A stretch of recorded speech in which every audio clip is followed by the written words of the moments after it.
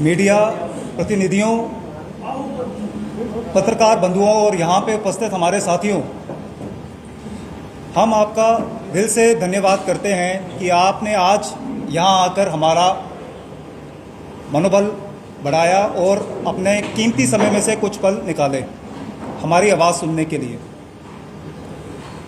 बड़े महीनों से एक चर्चा का मुद्दा बना हुआ था कि एक ऐसे संगठन का गठन किया जाए जो लोगों की आवाज़ सरकार तक पहुंचा पाए और सरकार की कुनीतियों पर कार्रवाई की जाए। पिछले 10 महीनों से काफ़ी ऐसे विषय मुद्दे हैं जो हम सरकार के साथ करना चाहते थे, पर सही मायनों पे उन मुद्दों पे कभी भी चर्चा ना हो पाई।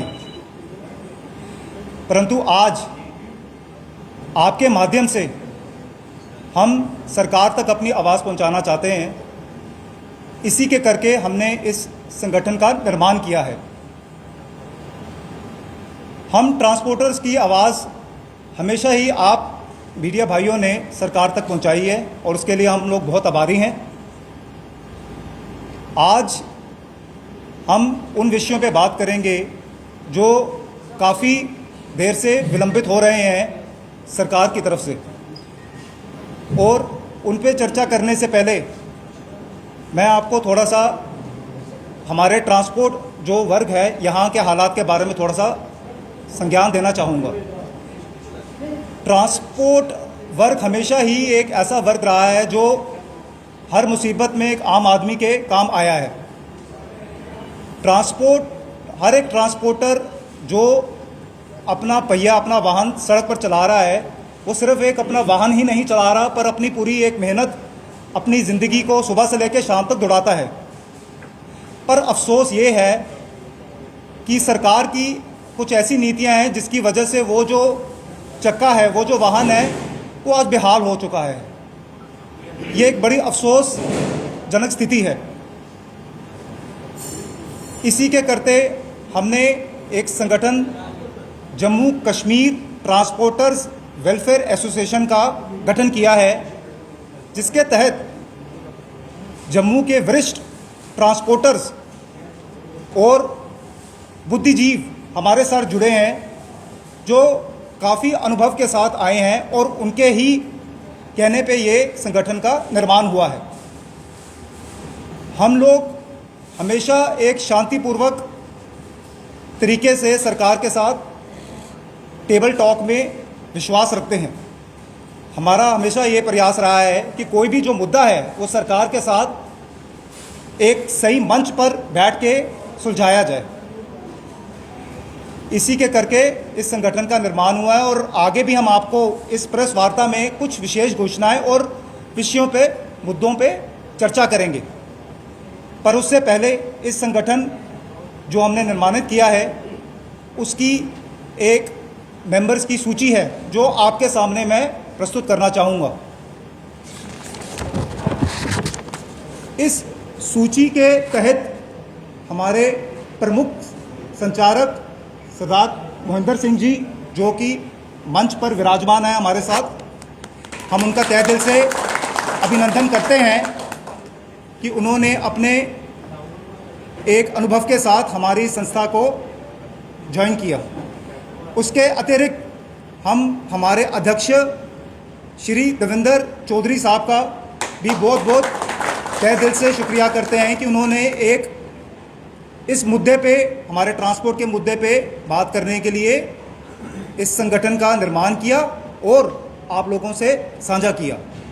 इसके अतिरिक्त कुछ खास नाम ऐसे हैं जिनके लिए मैं आपको ये सूची काफ़ी लंबी है, लेकिन मैं कुछ विशेष लोगों के नाम बताऊंगा। जैसे कि हमारे वाइस चेयरमैन श्री राजेंद्र शर्मा जी यहाँ पे उपस्थित हैं मंच पर। Senior vice president Shri Deepak Sharma ji यहाँ पे उपस्थित हैं। वाइस प्रेसिडेंट सरदार शेर सिंह जी, श्री संजय सेठी जी, सरदार हरिंदर सिंह जी, श्री बाबा भूपिंदर सिंह जी, श्री सरदार रशपाल सिंह जी, ये सभी हमारे उप प्रध्यक्ष हैं। इसके अतिरिक्त हमारे महासचिव, जिसकी भूमिका मैं खुद स्वयं निभा रहा हूं, मेरा नाम पंकुल वैद है। तो ये बाकी सूची आप लोगों के साथ शेयर की जाएगी। अब मैं चाहता हूं कि जो विशेष मुद्दे हैं और जो कोई विशेष घोषणा है उसकी चर्चा हमारे अध्यक्ष श्री देवेंद्र कुमार चौधरी जी आपसे प्रेस वार्ता में आगे चर्चा करें इसके बारे में। देवेंद्र कुमार चौधरी जी। नमस्कार। सबसे पहले आप लोगों का बहुत बहुत धन्यवाद कि जिन्होंने आज संडे के दिन भी हमारी इस प्रेस वार्ता को कवर करने के लिए कीमती टाइम निकाला है।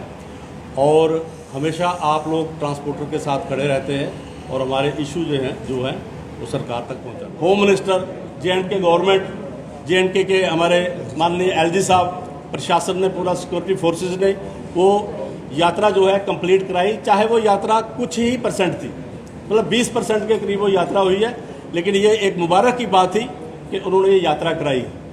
और पूरा ट्रांसपोर्टर, मेरे ख्याल कश्मीर में भी आम लोगों ने उसका स्वागत किया है, पूरा ट्रांसपोर्टर इसके साथ खड़ा रहा। लेकिन मेरा ये मानना है कि अगर हम हर दुख सुख में ट्रांसपोर्टर खड़ा है तो ट्रांसपोर्ट के लिए इस सरकार को, भारत सरकार को कुछ ऐसा कुछ करना चाहिए, इस J&K गवर्नमेंट को कुछ ऐसा करना चाहिए कि ये जो तबका है जो लोगों के काम आता है, अगर किसी ने स्कूल जाना है, अगर कोई बीमार है, लेबर यहाँ से वहाँ जा रही है, कोई भी काम ट्रांसपोर्ट के बिना नहीं है। और अगर ये ट्रांसपोर्टर उस अपनी ड्यूटी को निभा रहा है तो इस ट्रांसपोर्टर के लिए कोई स्पेशल पैकेज होना चाहिए, कोई ऐसा पैकेज आना चाहिए जिसमें हमारे टैक्सेस जो है माफ़ हो। ऐसा पैकेज आना चाहिए कि हमारे जो लोन हैं उनमें 2-2, 4-4 किस्तें ही चाहे आप इस समय छोड़ना चाहें, वो उसको एक घोषित करना चाहिए कि इस टाइम का इंटरेस्ट नहीं लगेगा। कुछ ऐसी एक पॉलिसी आनी चाहिए जिससे ये ट्रांसपोर्ट जो है वो ये बच सके। तो मेरा ये कहना है कि अच्छा देखिए, वंदे भारत ट्रेन जो है, पहले सबसे ये बड़ी बात थी कि हर एक ट्रेन जो है जो जम्मू आके रुकती थी तो पूरा जम्मू इस पर जिंदा था, ट्रांसपोर्ट जिंदा था। जम्मू में लोग आते थे, सारे बाज़ारों में जाते थे, सारा बाज़ार जो है उसमें जो है बेनिफिट लेता था। लेकिन आज की जो हमारी बदकिस्मती है कि धीरे धीरे सभी ट्रेन्स जो हैं कटरा पहुंच गई और अब कटरा से कश्मीर पहुंच गई। हम तरक्की के खिलाफ नहीं है, तरक्की होनी चाहिए, तरक्की होती रहेगी, हम उसके साथ हैं। लेकिन हमारा ये मानना है कि हर तरक्की के साथ, देखिए गवर्नमेंट की एक पॉलिसी होती थी कि जिस जगह से कोई रेडी फड़ी उठाई है उनको एक पक्की दुकान दी जाती थी। ऐसा हुआ है जम्मू।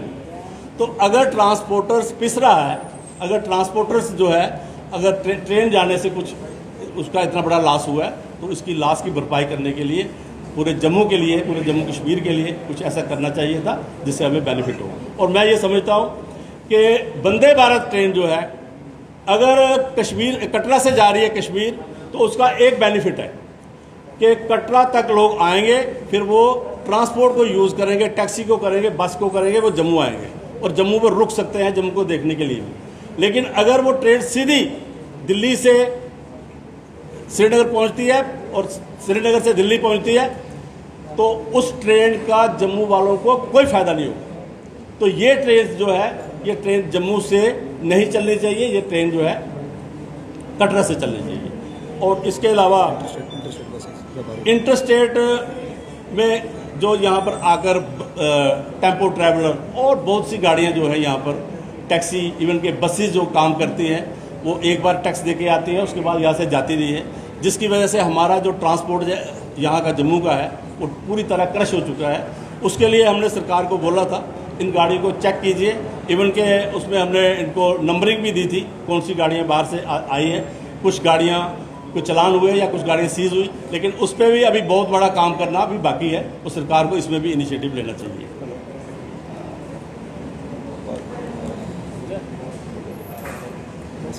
तो 85 चलान, एक गाड़ी को अगर 85 चलान होंगे तो भी वो गाड़ी जो है ब्लैक लिस्ट नहीं होगी। लेकिन उसके बाद जो बदकिस्मती ये है कि आज अगर एक चलान भी हो रहा है तो गाड़ी जो है ब्लैक लिस्ट हो रही है, जिस वजह से हमारे पूरे ट्रांसपोर्ट के जो हमें ये जिन्होंने हमें ये ताकत दी है कि हमें प्रेसिडेंट बनाया है, और हम लोगों ने सब ने मिलकर, पूरे ट्रांसपोर्ट खित्ते ने मिलकर सरदार अजीत सिंह जी को एक ही आवाज़ में अपना चेयरमैन नियुक्त किया है। मैं इस सारे सिलसिले में सरदार मोहिंदर सिंह जी, हमारे senior vice president Deepak ji, Rajendra Sharma ji, Sher Singh ji, Harjinder Singh ji, मनमीत सिंह जी, अपने हमारे राजा जी हैं, ये पंकज वैद जी, हनीफ जी, ये सारे लोग जो है ट्रक यूनियन के खासकर प्रेसिडेंट कठुआ से जो है उनकी पूरी एक टीम आई हुई है। तो इन लोगों ने, हमारा शम ग्रुप है, आरएस पूरा ग्रुप है, इनके प्रेसिडेंट जो हैं वो भी यहाँ बैठे हुए, सब लोगों ने, ऑटो यूनियन है, मेट्रोरोल यूनियन है, इन सब लोगों ने एक ही आवाज़ में तय किया कि हमारा चेयरमैन जो है आगे सरदार अजीत सिंह जी होंगे। और उस वजह से हम इस प्रेस कॉन्फ्रेंस से ये घोषित करना चाहते हैं कि आज के बाद हमारी बागडोर जो है हमारे इस ग्रुप की, उसकी चेयरमैन की अध्यक्षता जो है वो सरदार अजीत सिंह के पास होगी। तो जैसे मैंने कहा है कि एक बहुत बड़ा इशू जो कि ट्रांसपोर्टर्स के लिए आज एक खाई की तरह बन चुका है, वो है कि गाड़ी निकलती है घर से, पीछे से फ़ोटो उसका खींचा जाता है, उस गाड़ी का चालान होता है और वो ब्लैक लिस्ट होती है। ऐसी 28,000 गाड़ियाँ हैं। और इसके बाद उनका बेस भी क्या है कि वो पीछे से फ़ोटो खींचा जाता है। उसके बाद मैं ये कहूँगा कि